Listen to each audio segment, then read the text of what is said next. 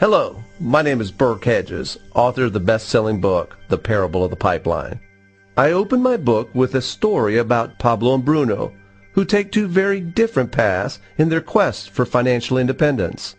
What you're about to see is the delightful animated story of their adventure. So, sit back, relax, and enjoy the life-changing lessons in The Parable of the Pipeline.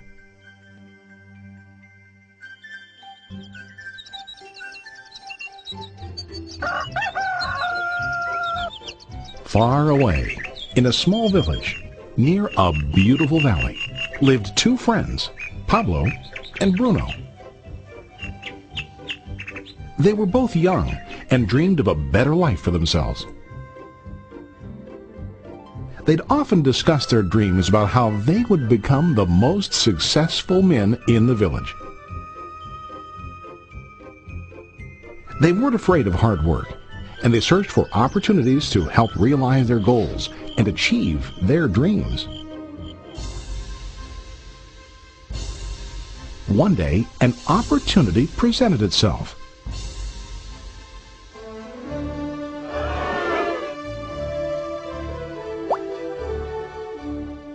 The mayor of the village decided to hire two people to bring water from a spring up on the mountain, across the valley, back down to the village.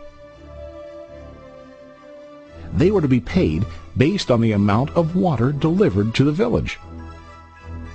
Bruno and Pablo enthusiastically got to work.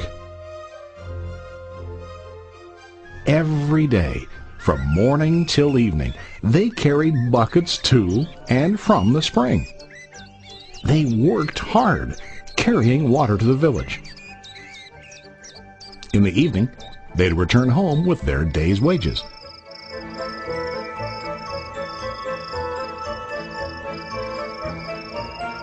Bruno was satisfied with his work and the money he earned. He was sure that with this work he could achieve his dreams. Bruno thought that to increase his wages he could use bigger buckets to bring more water each trip.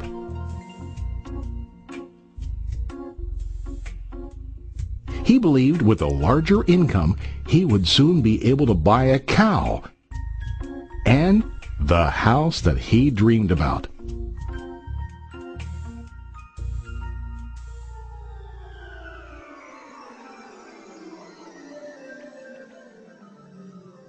Now Pablo was not satisfied.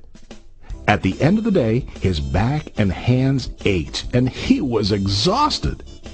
He was looking for an easier way to earn more. One day an idea occurred to Pablo. He imagined building a pipeline to deliver the water from the mountain spring to the village. With this pipeline, he could get more water to the village without carrying buckets back and forth from the spring to the village. Soon, he got very excited about his idea and began to plan. Pablo, of course, shared his idea with his friend Bruno and asked him to join with him to work on and help build the pipeline. Bruno thought the idea was crazy. All Bruno could think about was what his money could buy today and how to get it quicker. He felt that building a pipeline would slow him down and delay him in achieving his goals. Instead, Bruno got bigger buckets and went more often back and forth fetching water. He was sure that with this method he could make more money. Pablo decided to build the pipeline on his own. He understood that it would not be easy to build, and it would take time to complete the pipeline. Pablo knew that it could take several years to finish, but he set his mind on his goal. Every day he worked and carried water like before. But on weekends and during his spare time, he worked hard to dig in the rocky soil and build his pipeline. In the first month, there was little to show for his work.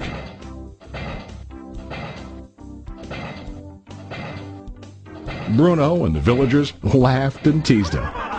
They called him Pablo the Pipeline Man.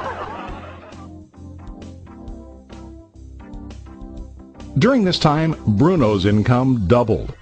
He already bought a cow and a bigger house. His lifestyle changed.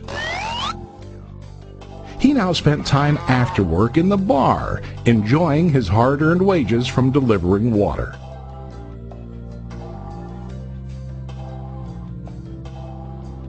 What Bruno didn't realize was that his body was starting to stoop from carrying the heavy buckets every day.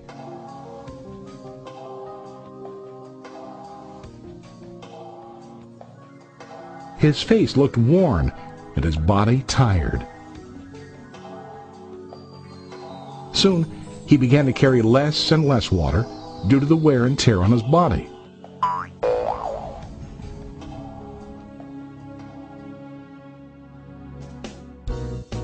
Month after month, Pablo worked.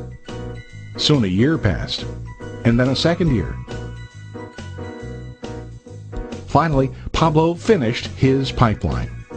He now used his pipeline to deliver water to the village instead of carrying buckets. Pablo was now earning more money than ever before. The water continued flowing to the village, while Pablo wasn't working. While he slept and ate, the water flowed. Pablo was happy and proud of his insight, persistence, and hard work. Now his income flowed as long as the water flowed through his pipeline.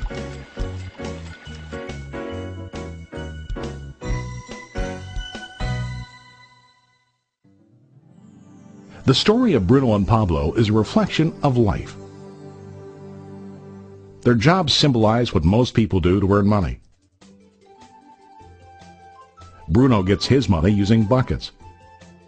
He goes back and forth, carrying his buckets from the spring to the village in exchange for money. To increase his income, he either has to go more frequently to the spring or to use larger buckets. It's common in real life to increase our income by working harder. For example, working overtime or getting a second job. We also increase the size of our buckets by accepting a higher paying position, which often includes spending more time on the job. Most of us exchange time for money like Bruno. We know that every person has only 24 hours in the day and that it's not possible to use all our time to work. The most difficult time comes when we can no longer exchange time for money due to age, health, or other reasons. Then, our income stops.